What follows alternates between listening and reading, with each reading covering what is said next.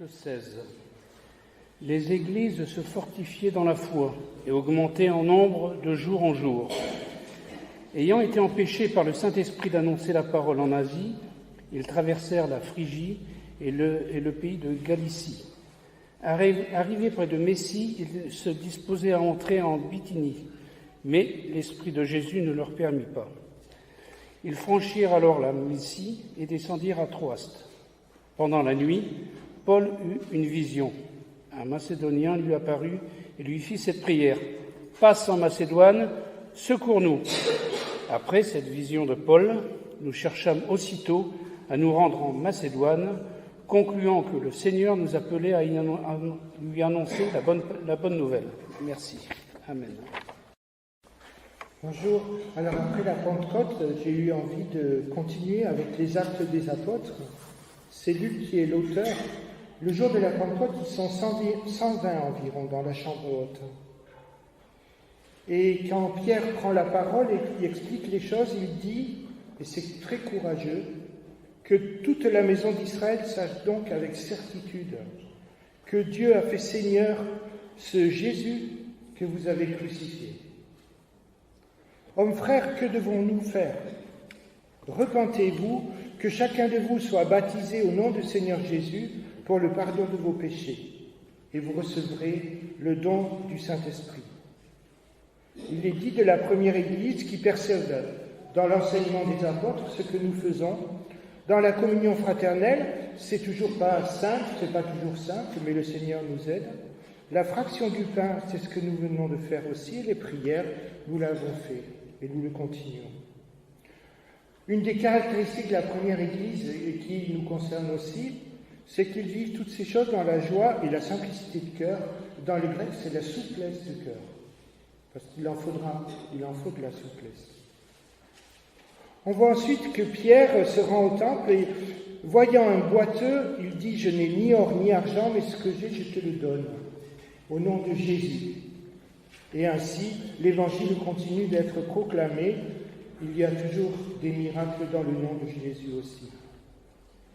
Les chefs arrêtent Pierre et Jean et leur demandent cette éternelle question, comme il était demandé à Jésus, par quel pouvoir ou au nom de qui vous avez fait cela ?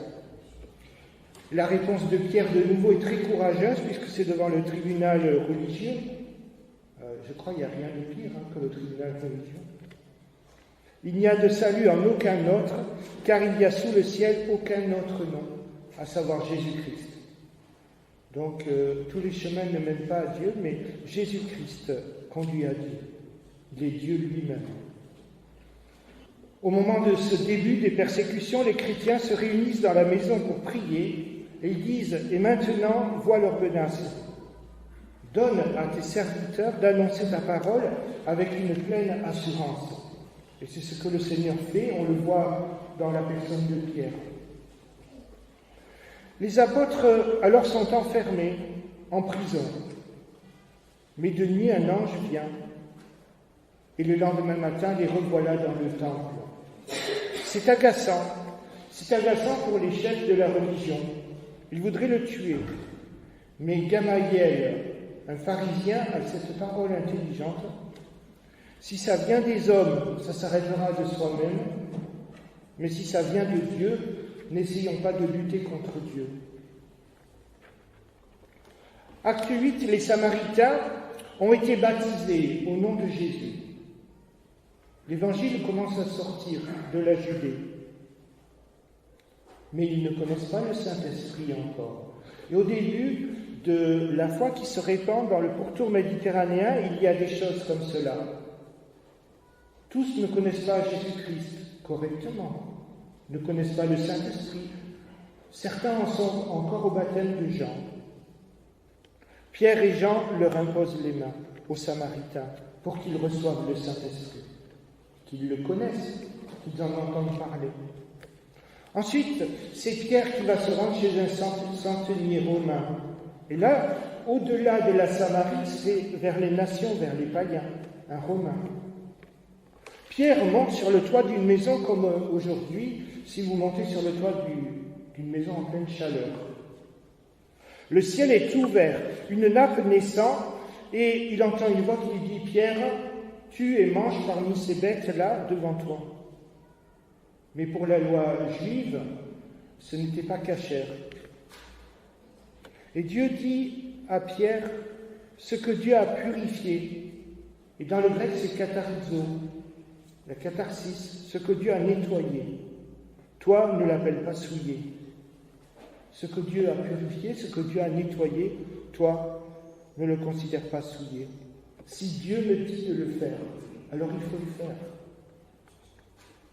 Barnabas et Paul vont partir en Acte 13 en mission, pour la première fois. Et au début de la mission, ils se rendent toujours dans la synagogue. Et ils osent dire « Sachez que c'est par Jésus que le pardon des péchés vous est annoncé. Et que quiconque croit est justifié. » Justifié, ça veut dire libéré par rapport à la loi, par rapport au couperet de la loi, à la condamnation. Libéré de toutes ces choses dont vous ne pouviez pas être justifiés par Moïse. Ils implantent des églises dans tout le pourtour méditerranéen, et là ils se trouvent en fait en Turquie. Et ils font nommer des anciens, comme c'est important d'avoir des anciens dans l'église pour partager, je crois on l'a déjà dit tout à l'heure, je ne sais pas, en parlant avec quelqu'un, les responsabilités.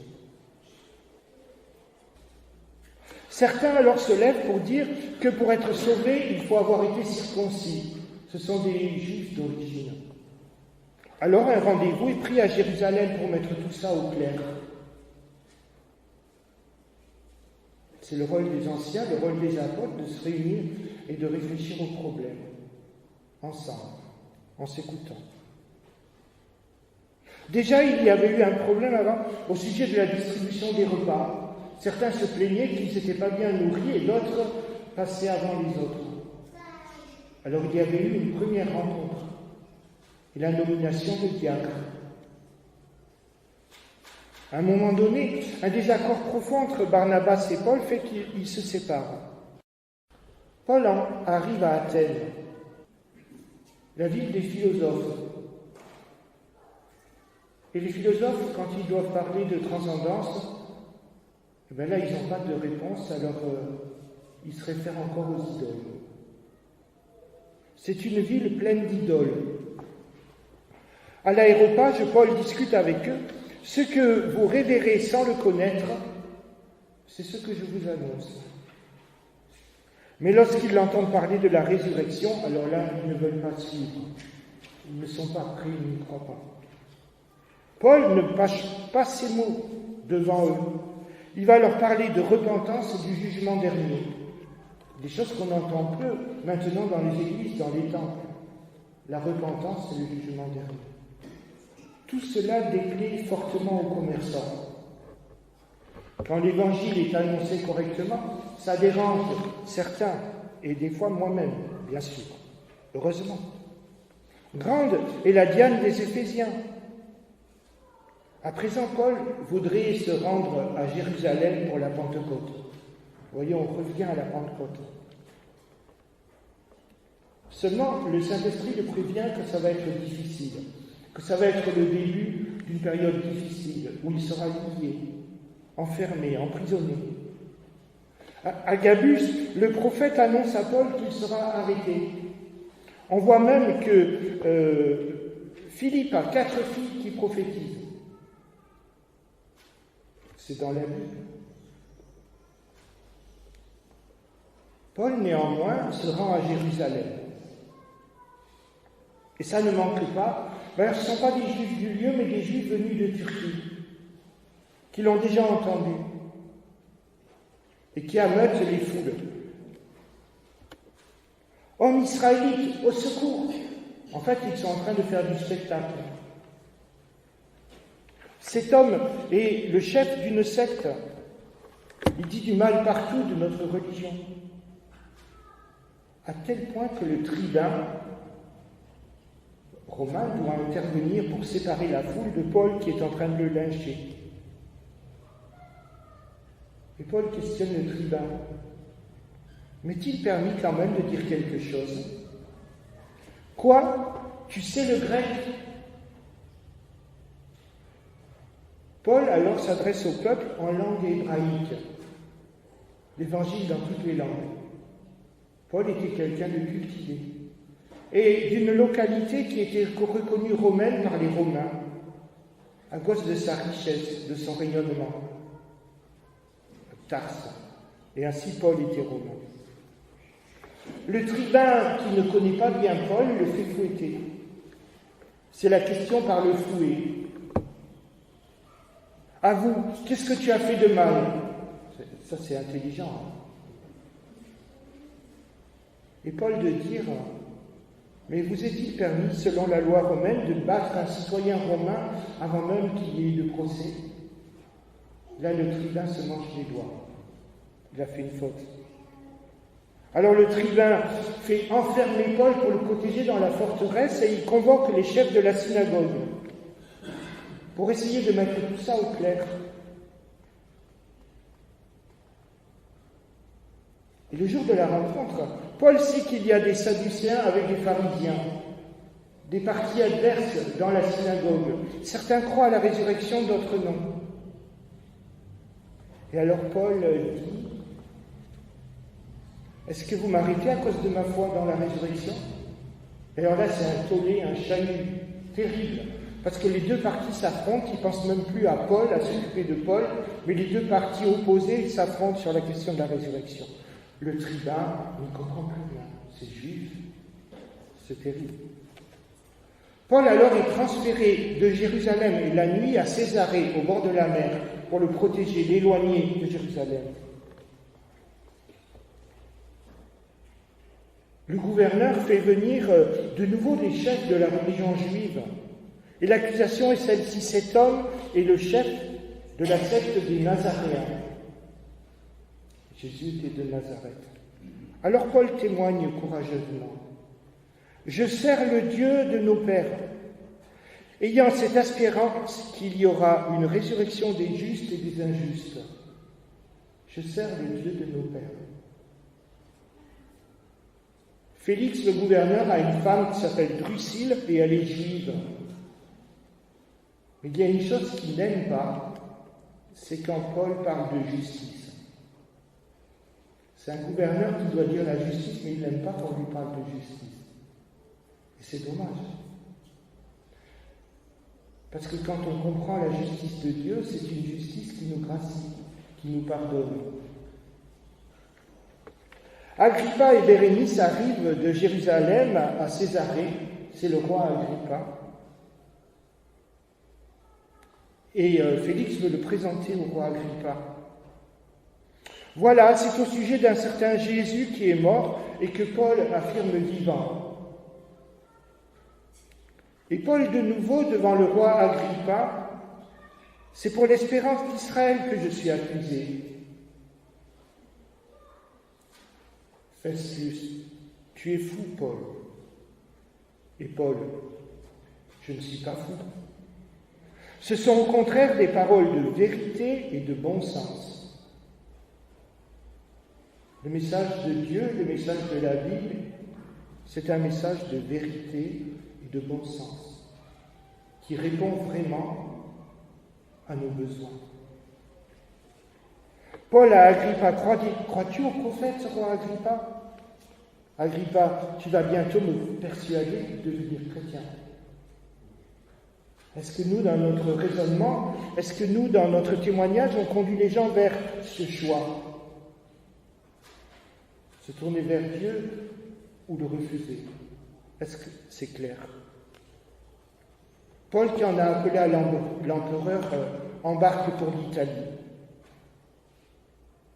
Il prévient des dangers. Il va y avoir une tempête. Mais Gélius écoute le capitaine et le propriétaire du navire. C'est une sorte de Titanic. Paul dit, un ange de Dieu à qui j'appartiens et qui je sers m'est apparu. Le navire échoue à Malte. Ça nous rapproche vers chez nous. Et finalement, après bien des péripéties, Paul arrive à Rome. Une fois Paul à Rome, Paul enfermé à Rome sous garde, sous bonne garde, dans une maison, sous surveillance et non pas en prison. Paul invite les Juifs de la ville à venir le rencontrer. Et que dit-il ? C'est à cause de l'espérance d'Israël que je porte ces chaînes. Et il témoigne. Alors, quelques remarques sur le livre des Actes des Apôtres. Ce livre qui commence avec la Pentecôte. À part Acte 15, où il est question de savoir s'il faut circoncire ou pas, parce que l'Évangile progresse et la question se pose pour les non-circoncis. Du chapitre 13 à la fin, il y a 28 chapitres. Tout est question des voyages de Paul. C'est la grosse partie, les 3/4 du livre des Actes des Apôtres. Quelques remarques par rapport au Saint-Esprit. En Acte 8, les Samaritains sont baptisés au nom de Jésus, mais ils ne connaissent pas le Saint-Esprit. Jésus a dit baptisez-les au nom du Père, du Fils et du Saint-Esprit. C'est important de connaître les 3 personnes de la Trinité. Dieu se révèle à nous par les 3 personnes de la Trinité. Et le Saint-Esprit est essentiel. Dieu présent à notre cœur. En Acte 10, Corneille reçoit le Saint-Esprit avant le baptême. Donc on ne peut pas dire qu'il y a baptême du Saint-Esprit uniquement après le baptême d'eau.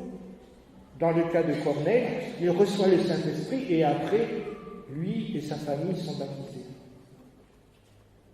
Et puis Acte 19, encore un autre cas différent, les Éphésiens sont baptisés au nom du baptême de Jean et ils ne connaissaient ni Jésus, ni le Saint-Esprit, ni le Père. En fait, dans le livre des Actes des Apôtres, il est moins parlé du baptême du Saint-Esprit que du don du Saint-Esprit. C'est-à-dire le don du Saint-Esprit, la présence de Dieu, dont je parlais tout à l'heure, dont on ne peut pas se passer, dont le chrétien ne peut pas se passer. Sinon, il n'est plus chrétien, il est seul. Un seul moment, il est parlé du baptême du Saint-Esprit, mais c'est une similitude. Jésus dit « Il vous baptisera de feu et du Saint-Esprit ». Il reprend les paroles de Jean-Baptiste. « Attendez à Pentecôte, vous serez baptisés de feu et du Saint-Esprit ». Il reprend les paroles de Jean-Baptiste qui dit « Le Messie vient, il vous baptisera de feu et du Saint-Esprit ».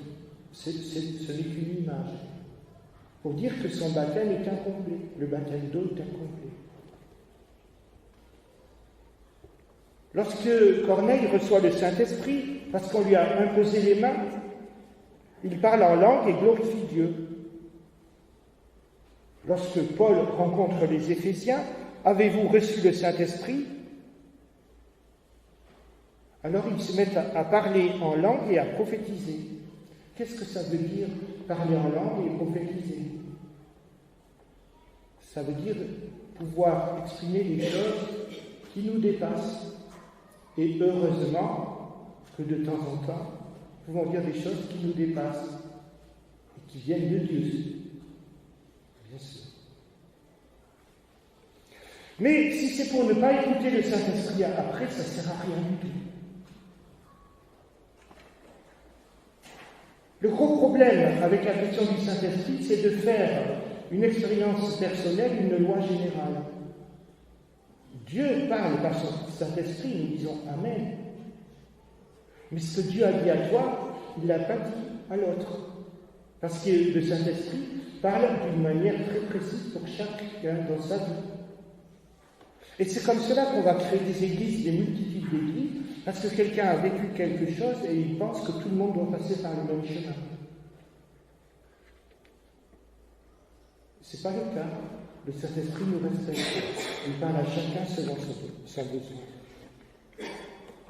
Étienne dit dans son discours, avant d'être lapidé, « Mais vous vous opposez toujours au Saint-Esprit. » Le Saint-Esprit donne des directions, mais il ne dit pas tout et il ne fait pas tout à notre place. Loin de là. L'Esprit dit à Philippe, approche de ce char. Où est l'Éthiopien pour témoigner? Mais il ne lui dit pas le contenu du message. Il lui dit une direction. Le Saint-Esprit dit à Pierre, pars avec les gens qui viennent te chercher pour aller dans la maison de Corneille. Mais il ne dit pas le contenu du discours. Cependant, il nous inspire. Il nous dit ce qu'il faut dire au moment venu. Il ne dit pas tout à l'avance. Il nous accompagne. Alors j'en viens au verset que nous avons lu tout à l'heure, Acte 16, verset 6. Et c'est bien que la carte soit là, parce que cette carte, l'autre, voilà, c'est la... Reviens dans l'autre, parce qu'après, je ne sais plus. Ça, c'est la deuxième, c'est le deuxième voyage. C'est celle-là dont je veux parler, qui concerne le texte de ce matin. Acte 16, 16, qu'a lu tout à l'heure Jean-Michel, Paul et Timothée sont empêchés par le Saint-Esprit d'annoncer la parole en Asie. Alors, qu'est-ce que ça veut dire? Empêchés par le Saint-Esprit.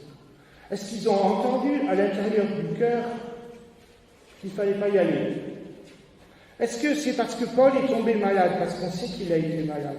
Est-ce que c'est parce que les Juifs se sont opposés? Ou tout simplement, plus simplement, le Saint-Esprit a dit c'est pas là qu'il faut se rendre. Acte 16, verset 7, juste après, l'Esprit ne leur permet pas d'entrer en Bithynie. Et le Bithynie, vous avez les noms de toutes ces provinces en Asie mineure qui sont la Turquie aujourd'hui. C'est au nord-ouest de la Turquie. Et pour finir, Acte 16, verset 9, pendant la nuit, Paul a une vision. Un Macédonien lui dit de venir en Macédoine. Alors pourquoi c'est important? Pourquoi c'est essentiel? Parce que c'est le début de la mission en Europe occidentale. Il fallait pour cela traverser la mer Égée. Et Paul et Timothée, oui, on l'a vu avec Silas, étaient très contents en Asie. Juste au début du texte que nous avons lu, il est dit que les églises se développaient, qu'il y avait des anciens. Ils auraient pu continuer à tourner en Asie mineure. Ils auraient pu continuer en Turquie où ça marchait bien. Et quand on écoute parler du Saint-Esprit, on peut tourner 40 ans dans le désert. Quand on refuse ce que demande Dieu de faire, c'est ce que les Hébreux ont fait. Alors c'est bien d'annoncer l'Évangile. Ils étaient de bonne volonté, ils voulaient annoncer l'Évangile. Mais Dieu leur empêche de continuer à tourner en rond en Asie mineure. Pas pour le moment. Parce qu'ils y reviendront plus tard, mais pas pour le moment. Oui, c'est une étape essentielle parce que c'est l'Europe, toujours plus loin, à Athènes, parce que de la Macédoine, il va descendre jusqu'à Athènes. Et plus tard, on l'a vu, à Rome, où il va rencontrer l'empereur. C'est toute la civilisation gréco-romaine. Par-delà les mers, la mer Égée, puis la mer Adriatique pour se rendre en Italie. Tout cela nous oblige à être humbles. Le service de Dieu, ce n'est pas de dominer ou de maîtriser, mais c'est d'écouter, s'adapter.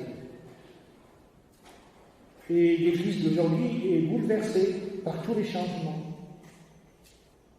Par la guerre à la frontière de l'Europe, par tous les flux migratoires, par le fait que les gens ne s'implantent plus forcément dans une église pour y rester, mais vont de branche en branche, changeant d'église jusqu'au moment où ils trouvent leur place dans une église.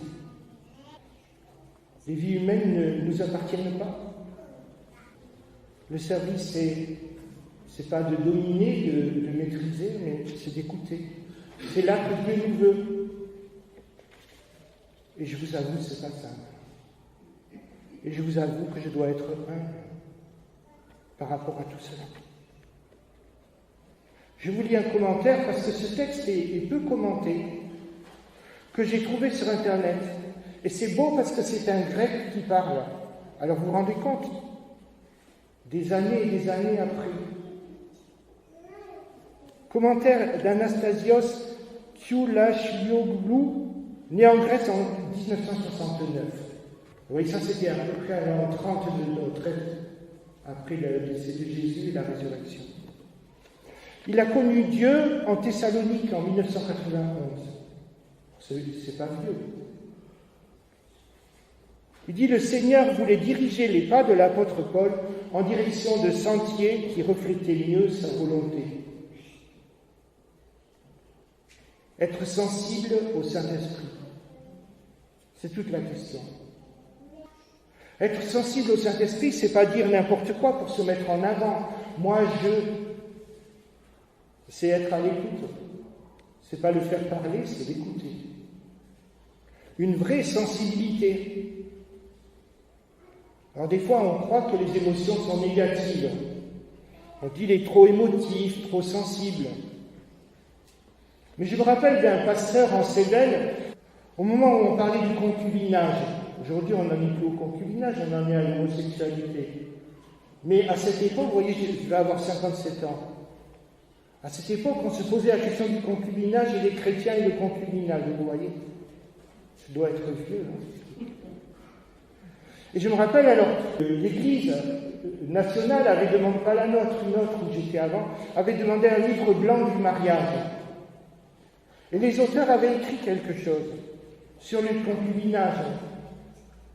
Et alors déjà, des voix se faisaient entendre, finalement, le concubinage, c'est pas mal, quoi. Pas besoin de témoins, pas besoin d'engagement, devant le maire, à l'église, sous le regard de Dieu. Et je me rappelle ce frère qui est sorti du synode en pleurant. On voit aussi Jésus ému aux larmes à Jérusalem, devant le tombeau de Lazare. On voudrait que Dieu soit sensible à soi. Je voudrais que Dieu soit sensible à ma peine, à ma douleur, à ma maladie. Mais est-ce que je suis sensible à Dieu? Quel repos lorsque nous sommes dans la voie de Dieu, lorsque nous nous laissons conduire par lui.